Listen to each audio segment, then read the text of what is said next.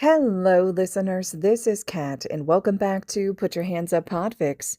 This will be the continuation of Verdant Revolution.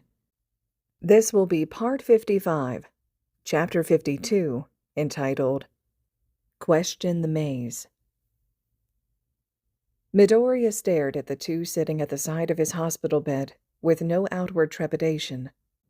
Instead, it seemed to the two men as if he had no opinions whatsoever regarding the coming questions. The brief emotion he had shown had withdrawn into a seemingly calm, apathetic facade. Before I begin, Midoriya, I'm well aware that events like these can be traumatic affairs, and normally, if for any reason you would need to stop, you would be given time to collect yourself. I can't offer you that convenience this time around. Technically, I shouldn't even be having this conversation with you right now. How high up did these orders come from? One simple question had Naomasa cringing minutely.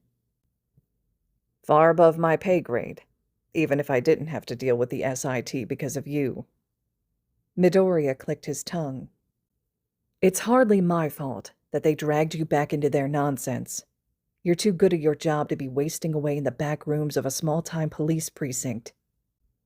You want to explain why the Superintendent General gave me, a detective from a small precinct, as you put it, direct orders to be the one to question you. Midoriya stiffened. You know what? No, we're not rehashing this argument right now, Midoriya. I left the SIT and the SAT because I was done after that incident. I didn't want to be involved anymore with the upper echelon. Oh, yeah, and you were so happy working cases that should have been given to detectives almost 2 decades your junior. Naomasa twitched, his lips curling back. Yes, Midoriya, I was. I'm not in my 20s. I have a wife and a daughter that I need to take care of, not drawing targets on my back for supervillains. Naomasa straightened his back, taking a deep breath. I'm sorry. We aren't doing this. We need to talk about the USJ. Yeah, well, start your recorder, because that incident didn't kill All for One, and it was his subordinates that attacked us. Naomasa froze. What else could he do? Midoriya had just spoken the name of a demon from his past that he had pointedly never mentioned. And to make it even worse, he had just claimed that he wasn't dead. Excuse me? Naomasa couldn't help as the blood leached from his face. He felt lightheaded, even as the snarling from beside him had Naomasa turning his head almost mechanically towards the president. That bastard was involved with the attack? Nezu's lips had pulled back from his muzzle, and the fur of his collar was fluffed up in anger. Not directly, I don't think. The main instigator of the attack. Naomasa threw up his hands, cutting Midoriya off. He felt like throwing up. You knew? Naomasa was directly staring at Nezu before turning his gaze towards Midoriya. You knew that thing was alive. You two knew. A bark of angry laughter had Naomasa turning his head towards Nezu. Of course I knew. UA was part of the treaty between All for One and the government. The single statement had Naomasa blanking out entirely, like a computer crashing. It was several seconds before the detective found his senses again. When he did, he reached out slowly, pulling the tape recorder back into his coat pocket. Grasping, he slowly pulled off his hat and set it on one of the many surfaces around the room. For several seconds, he rubbed his hands against his face before speaking. Okay, no records. I'll just write this up later. Does someone want to start from the beginning? I seem to be missing a few pieces of critical information here. Midoriya looked uneasy, as if he was remembering something. Glancing at the president, the Chimera shrugged. Midoriya sighed. In the summer of 2297, a major fight between hero All Might and the Class 5 quirk threat villain known as All for One leveled an entire city on the western seaboard. The Japanese government covered this fact up as a natural disaster. Naomasa nodded along, with a grim face. I'm aware. I was part of the team involved. A lot of us haven't slept well since that day. The casualties of that fight still haunt the town, even after rebuilding. Yes, well, barely 4 years later, he returned to the underground. Rumors of his return circulated quickly in the underworld.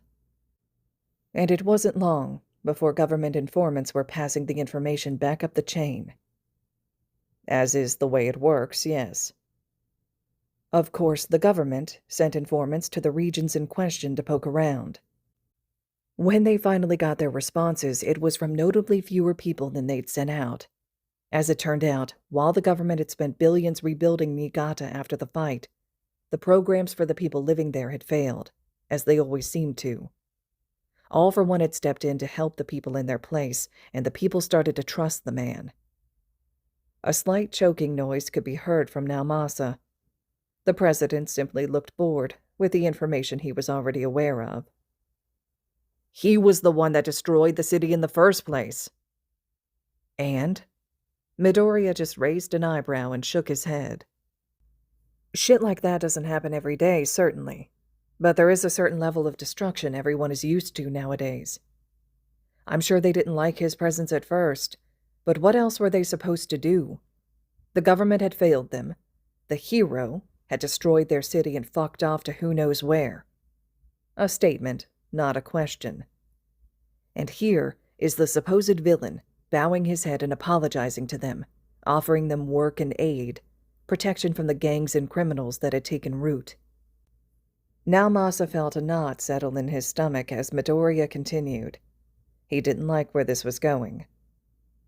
The last time they'd fought the man, the losses incurred had been astronomical, personally and monetarily. They couldn't risk losing the symbol of peace, as he was called by that point. So the government decided to take a different approach this time around. Quite a useful one, all things considered. I'd prefer to get this smoothed out quickly. A war with All for One would be problematic. Nezu had calmed down marginally after hearing that All for One wasn't the main culprit. The knot in Naomasa's stomach cinched tighter. What approach did the government take, Midoriya? Midoriya gave him a look of something approaching pity, even if it didn't make it further than his eyes. The first thing they did was declare an information quarantine. No one that was on the original investigation team was to be informed. You were all supposed to continue living your lives, considering him dead. That's not possible. All of us were fairly high-ranking officers at the time. We would have come across traces of his existence again. You're right.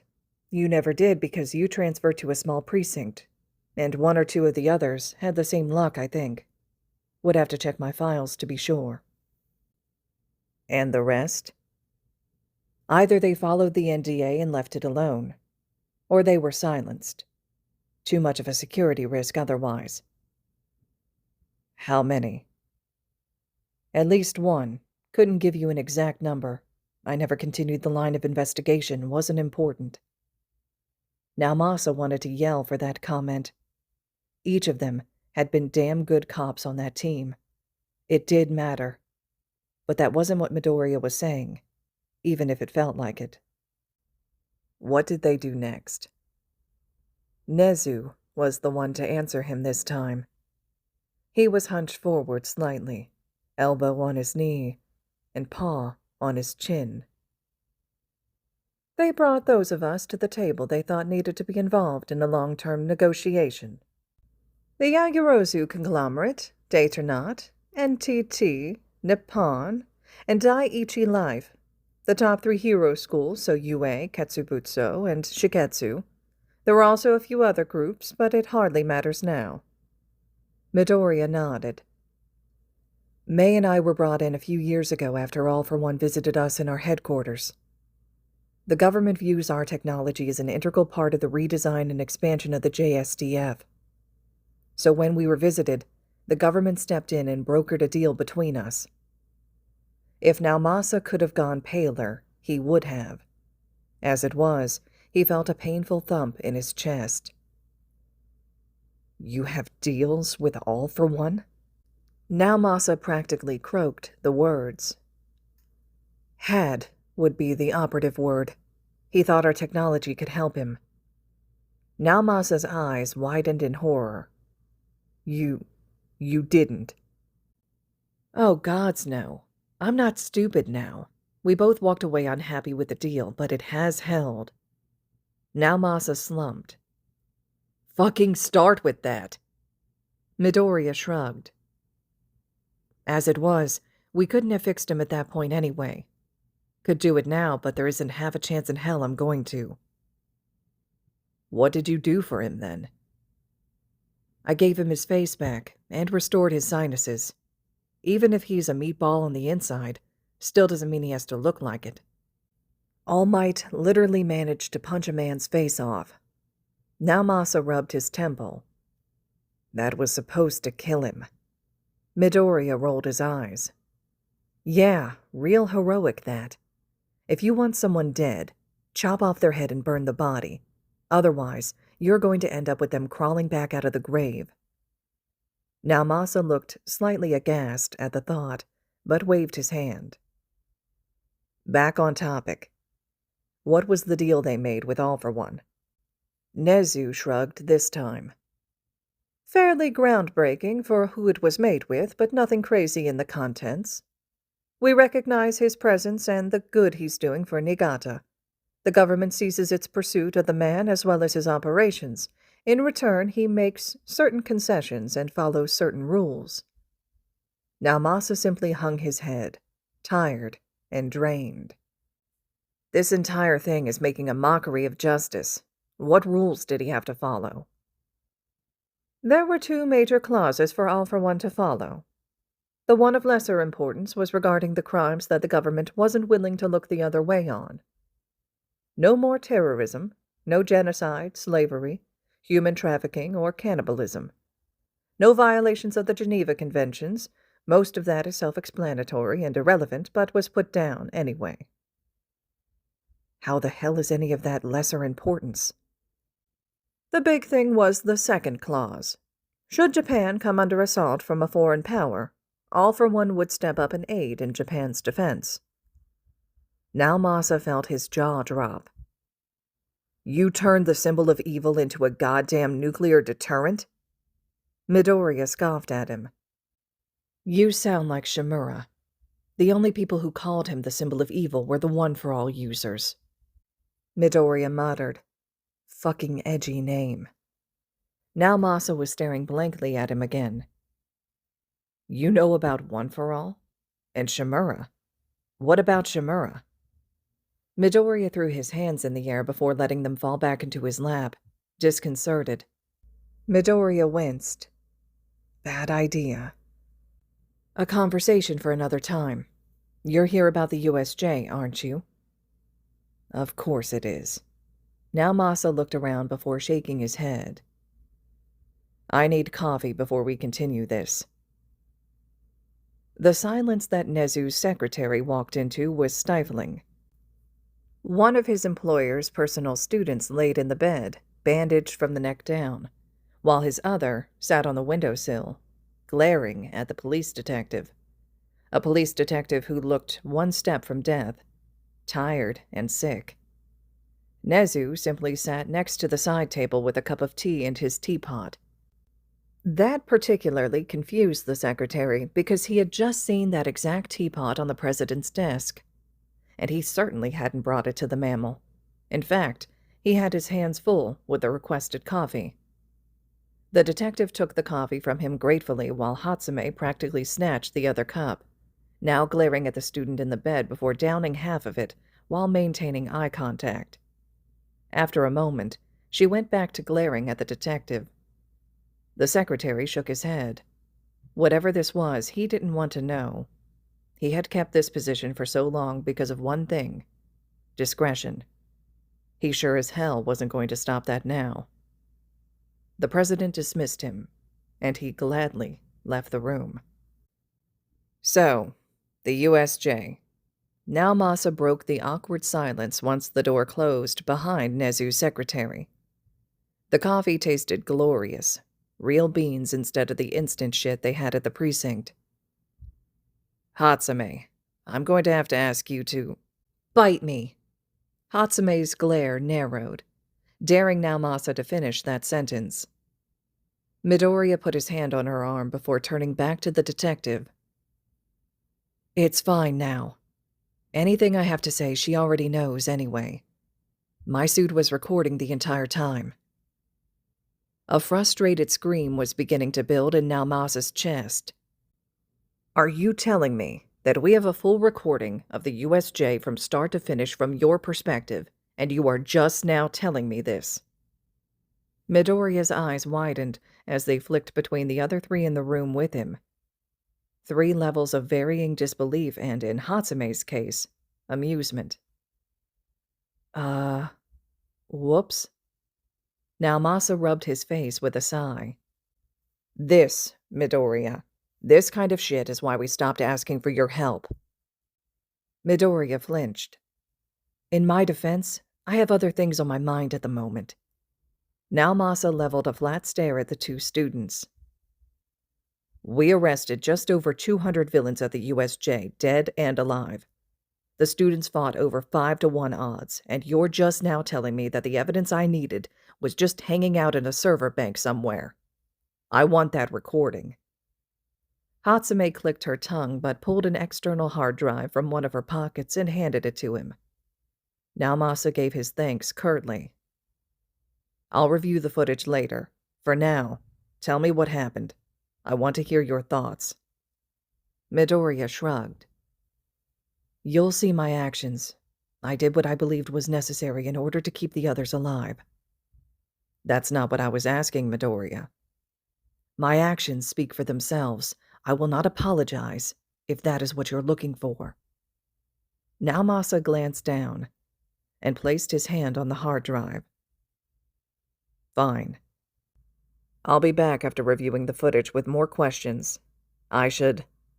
Nezu's eyes gleamed as he cut in. I think you should stay. We could use your quirk for my questions. Naomasa took in the narrowing of Midoriya's eyes, as well as the smile on Nezu's face, which never failed to send shivers down his spine. I don't think you'll find his quirk terribly useful against me. Naomasa narrowed his own eyes. Why is that, Midoriya? Because I don't lie. Naomasa sat back down. Something told him that he should just get the revelations out of the way. Everyone lies, Midoriya. Not everyone, now. Midoriya, did you run experiments on sentient beings with the purpose of developing extensive genetic and mechanical modifications? No, I did not. Naomasa raised his eyebrows at the 2 beings staring each other down. He didn't know why these questions were being asked or where they were going, but considering the content, Naomasa wasn't sure he wanted to know. True. Have you, Midoriya, ever intentionally harmed a sentient being for an experiment or test? No, I have not. True. Is Midoriya Izuku the only name that you have ever gone by? Midoriya stiffened. It was minute, but Naomasa saw his hand clench at his side. Of course not. I'm an information broker. True. Nezu, I'm not sure where you're going with this, but... Midoriya, how old were you when you received your military training? It was Naomasa's turn to stiffen. Military training? Naomasa had always assumed that Midoriya had been trained by some ex-hero, a vigilante maybe, hell, even a villain. He hadn't gone to the military. Midoriya had been too young. Midoriya grit his teeth, eyes flicking toward Naomasa. I joined the military in a legal manner. True. That wasn't the question, Midoriya. Were you under 18 Earth years old when you joined the military? Midoriya narrowed his eyes as if in thought before hissing at the chimera. Nezu offered a vicious grin. 14. I was 14 when I went through basic training. Naomasa blinked. True. Midoriya, the minimum age to join the JSTF is 18. I'm well aware. Was it the JSTF that you joined at the age of 14, Midoriya?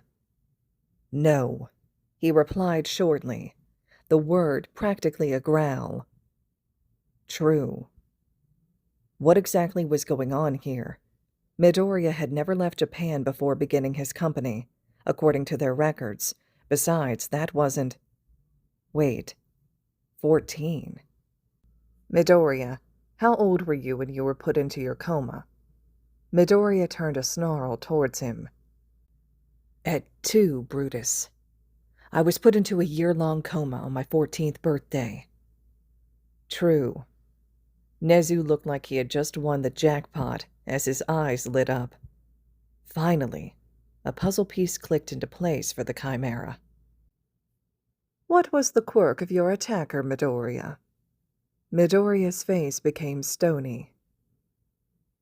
Explosion. True. Nezu's smile dropped a bit. That tainted the small victory. I'm sorry. I wasn't aware that Bakugo would go that far. Even at such a young age, I would never have allowed him into the school if I had known. We've had that conversation, sir. Less jubilantly, Nezu nodded his head and continued. The quirk of the man who put you in a coma, Midoriya? Unknown, even to me. True. All three men turned towards Hatsume, fidgeting with several small parts of some device. She shrugged. No reason now should get to have all the true-false fun. Nezu stopped asking questions for a long moment, long enough that Naomasa felt like he might get up and leave. He already had enough to sort out in his head without whatever nonsense was going on with Midoriya. Hell, it hadn't even been his case. Then Nezu lit up, and Midoriya's snarl was back in full force. Don't you fucking ask that. How old were you during the majority of your Special Forces operations? Midoriya opened his mouth to shout, but clenched down hard enough he felt his jaw creak. Old enough, and with enough training. Nezu smiled. He had him. May, we're leaving. Midoriya attempted to get up and leave before he was pushed back down by Naomasa. Midoriya snarled at the man. I'm considering this a part of the USJ investigation now, Midoriya. Who are you? How many Earth years old were you during the majority of your Special Forces operations? Late 20s, early 30s. Both creatures blinked. Nezu's brain worked in overdrive, looking for an explanation with what he knew. He expected an extra year or two. Maybe he was a government plant in UA. Maybe he came up with some kind of youth serum. Nezu hadn't known what to expect on that front, really, but he hadn't expected a decade of time missing. As if the reason for his anger had suddenly left, Midoriya sagged with a long, sad sigh. Told you it would come out at some point, Izu. How fucking pointless. Straightening, Midoriya placed his left arm behind him, in the small of his back, and his right arm fisted across his stomach. With a slight bow of his right shoulder, Midoriya spoke. Allow me to reintroduce myself properly. Lieutenant Perry Midoriya Izuku, second in command of the Black Cats, at your service. All right, listeners, this concludes Chapter 52 of Verdant Revolution. Chapter 53 will be up next. I'd love to hear the thoughts and reactions you're having so far to this one. I love how the author wraps this chapter up. I think it's such a great way to end it, with Izuku taking acknowledgement of his name, right, when he spent his time during that coma. I love the fact that Nezu's there with Naomasa asking the right questions finally and getting some of those answers revealed. I also like that May kind of chirps in there as well. And this author does such an amazing job with layering information for us, right? Throughout all of this, we've been dropped subtle hints about different things. Like we saw in earlier chapters how All for One shows up with Kurogiri, right? And shows up at Midoriya's business where he's working. And we see a little bit of that interaction that takes place when Kurogiri kind of shows up and they try to talk, right, about the deal. And we see some of that. But we don't know how much the rest of things are involved, right? We don't know all those other layers, like with the government's involvement. And so now we're getting like all that extra subtext. And I think that's fantastic. I love how the author does that. It keeps you hooked, keeps you engaged, and really just layers things out in such a nice way. Just as a reminder, the fic is located over on AO3, so if you have that opportunity to slide over, leaving comments, kudos, support to the original author, I'm sure it's much appreciated. And as always, thank you all so much for listening.